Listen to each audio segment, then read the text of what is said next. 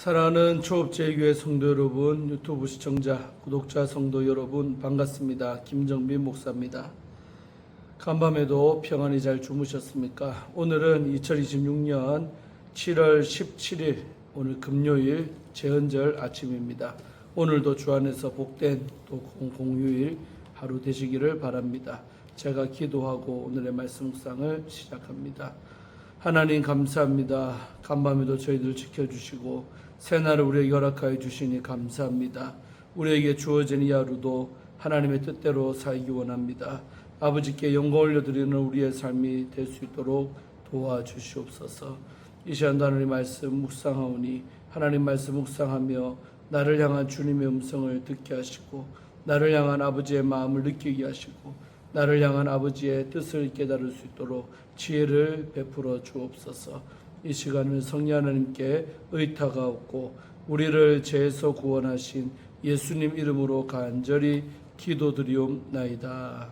아멘. 할렐루야. 좋은 아침입니다. 함께 말씀 묵상하실 본문은 에스겔서 25장 오늘 12절부터 17절까지 말씀입니다. 우리 개역 개정판으로 다 같이 읽도록 하겠습니다.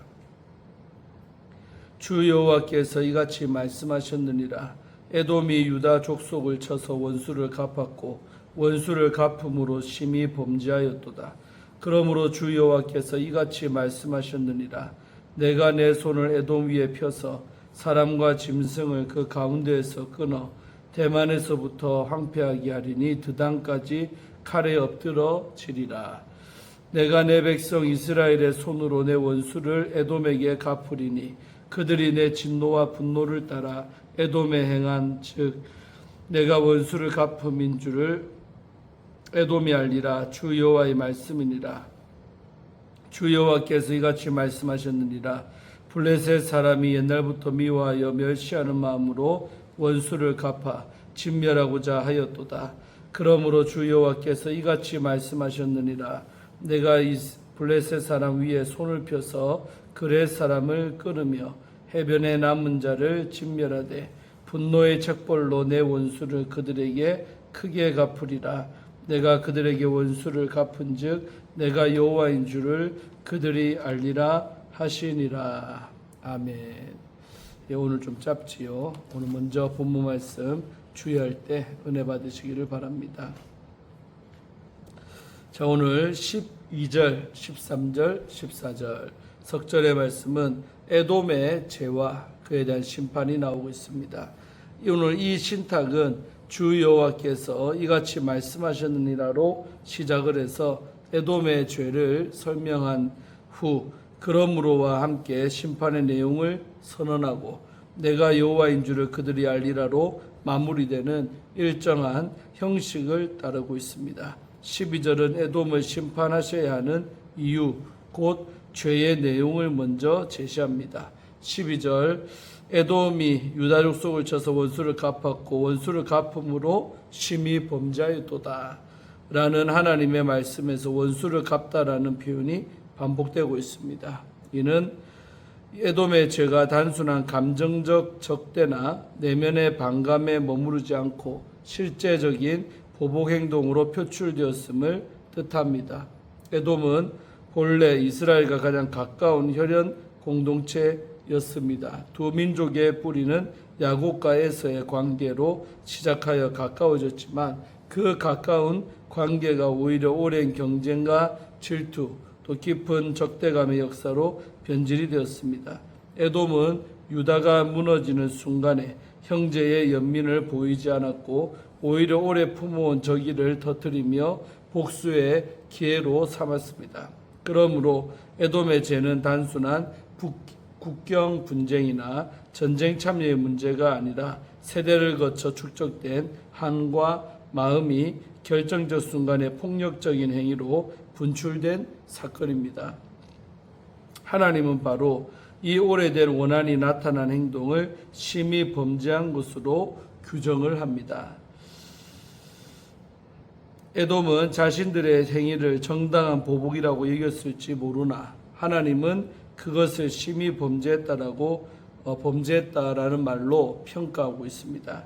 에돔은 자기 조상 때로부터 이어온 상처와 열등감, 또 적개심을 붙들고 있다가 유다의 멸망을 틈타 스스로 심판자처럼 행동을 했습니다. 그러나 하나님 앞에서 오래된 원한을 끝까지 놓지 않는 태도는 결코 정당할 수가 없습니다.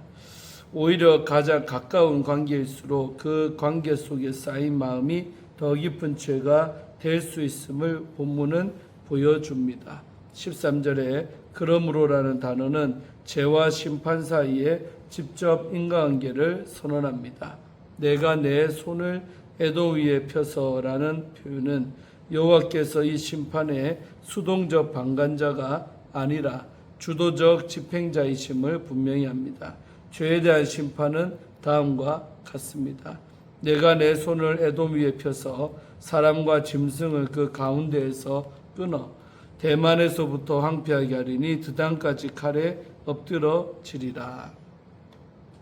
사람과 짐승을 끊겠다는 것은 생명 전체를 아울러 전면으로 황폐해지리라는 선포입니다. 심판의 범위는 대만에서 드단까지로 표현됩니다. 대만은 에돔 남쪽의 대표적인 도시로 지혜로 이름났던 곳이며 드단은 에돔 지역의 남쪽 경계를 가리킵니다. 곧 에돔 땅의 한 부분이 아니라 전 영토가 칼로 뒤덮여 황폐해질 것임을 선포하는 것이죠. 14절에서 선언되는 심판은 앞서 1절에서 11절에서 나타난 심판과는 그 성격이 다릅니다. 암몬과 모압의 심판은 그들의 땅을 동방민족의 기업이 되게 하는 것이었습니다. 그런데 에돔에 대한 심판은 훨씬 더 직접적입니다. 여호와께서는 내가 내 백성 이스라엘의 손으로 내 원수를 에돔에게 갚으리니 그들이 내 진노와 분노를 따라 에돔에 행한즉 내가 원수를 갚음인 줄 에돔이 알리라 라고 말씀하십니다. 하나님은 에돔을 내 원수라고 부르시며 내 진노와 분노를 쏟겠다고 말씀하십니다. 그리고 그 보복의 도구는 놀랍게도 내 백성 이스라엘입니다. 암몬과 모압의 죄가 조롱과 멸시였다면 에돔과 블레셋의 죄는 직접적인 보복과 바로 파기였습니다. 따라서 심판의 방식도 한 단계 더 직접적입니다. 에돔은 유다를 향해 심판하고 처벌하고 보복하는 것이 마치 자신의 권리인 양 행동을 했습니다. 그러나 그것은 하나님만이 가지신 권한을 가로채는 행위였습니다. 하나님은 이 본문을 통해 보복의 참된 주체가 오직 당신이심을 선언하시고 이스라엘은 그 공의를 드러내는 도구로 사용하신다고 확언합니다. 이스라엘은 내 분노와 내 진노대로 행하는 그릇일 뿐이며 보복의 기준과 권한은 철저히 하나님께 속합니다. 복수는 인간의 감정에서 나오는 것이 아니라 하나님의 공의에 속한 것이며 하나님은 자기 백성을 회복시키시되 그 회복을 공의의 통로로 사용을 하십니다. 자, 다음으로 우리 15절, 16절, 17절 이 석절의 말씀은 블레셋의 죄와 심판이 나옵니다. 블레셋에 대한 신탁도 동일한 형식을 따릅니다. 주 여호와께서 이같이 말씀하셨느니라로 열어 심판의 이유를 밝힌 뒤 그러므로 여호와께서 이같이 말씀하셨느니라로 심판을 선포하고 내가 여호와인 줄을 그들이 알리라로 닫습니다. 심판의 이유는 이렇게 기술됩니다. 블레셋 사람이 옛날부터 미워하여 멸시하는 마음으로 원수를 갚아 진멸하고자 하였도다. 여기에서 블레셋의 내면에 자리한 증오와 멸시뿐 아니라 그 오랜 원한을 행동으로 옮긴 것까지 포함하고 있습니다. 블레셋과 이스라엘의 적대는 일시적인 감정이 아니라 세대를 이어온 뿌리 깊은 증오였습니다. 이 점에서 블레셋의 죄는 에돔의 죄와 닮아 있습니다. 둘 다 현재의 사건에만 반응한 것이 아니라 오랫동안 마음에 쌓아온 증오를 기회가 왔을 때 행동으로 터뜨린 것입니다. 마음에 오래 품은 증오는 결국 행동으로 터져 나오게 되어 있으며 하나님은 마음과 행동 모두를 심판하십니다. 16절에서 하나님은 내가 블레셋 사람 위에 손을 펴서 그렛 사람을 끊으며 해변에 남은 자를 진멸하되라고 선언을 합니다. 그렛 사람은 블레셋과 함께 언급되는 집단으로 크레타 출신이거나 블레셋 내부의 특정 지파나 대표 집단으로 해석이 됩니다. 해변은 블레셋이 본래 거하던 해안 평야 전 지역을 가리킵니다. 심판은 일부를 겨냥한 것이 아니라 블레셋의 모든 거주 지역을 향한 것입니다. 하나님은 악의 중심부만이 아니라 그것을 지탱해온 전체 구조까지 무너뜨리십니다. 17절에서 크게 갚으리라는 표현은 심판의 철잠과 무게를 느끼게 합니다. 열방은 유다의 멸망을 보면서 이스라엘의 하나님이 무능하다고 판단했을지 모릅니다. 그러나 하나님은 그들이 멸망당하는 바로 그 순간에 여호와의 주권과 공의를 깨닫게 하십니다. 역사를 주권적으로 다스리시는 하나님은 결국 모든 민족이 그분이 여호와이심을 알게 하십니다. 심판도 하나님 자신을 드러내는 계시의 통로가 되는 것입니다.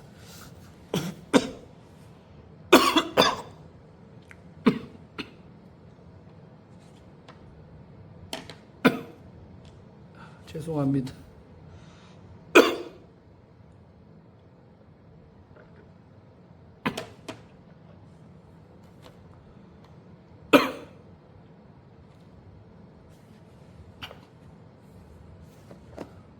주에는 마쳤고요. 원한 품은 자들을 심판하시는 하나님이라는 우리 주제를 가지고 함께 말씀 나눌 때 은혜 받으시기를 바랍니다. 오늘 본문에서 에스겔은 에돔과 블레셋을 향한 하나님의 심판을 선포합니다. 우리 에서로부터 시작된 에돔의 원한은 예루살렘이 함락되는 순간 행동으로 이어졌습니다. 블레셋 역시 사사시대부터 이어온 오랜 적대감을 품고 이스라엘이 무너지는 것을 기회로 삼았습니다.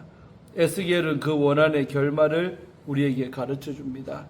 원한과 적대감이 마음을 미혹할 때 우리는 어떻게 이겨낼 수 있겠습니까? 첫째로, 원한은 우리를 더 깊은 죄로 이끈다는 사실을 기억해야 합니다.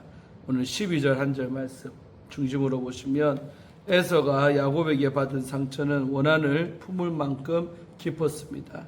그 원한은 결국 에돔을 하나님을 대적하는 자리로 세우고 말았습니다.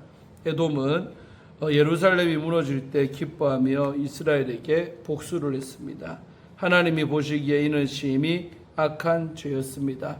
형 에서가 아닌 동생 야곱이 먼저 되고 이스라엘이 큰 나라가 된 것은 하나님의 언약 때문입니다. 하나님의 뜻을 인정하지 않고 원한을 품으면 그것은 결국 우리를 더 깊은 죄로 이끕니다. 오랜 원한을 붙들고 죄인의 자리에 앉아 있지 마시기를 바랍니다.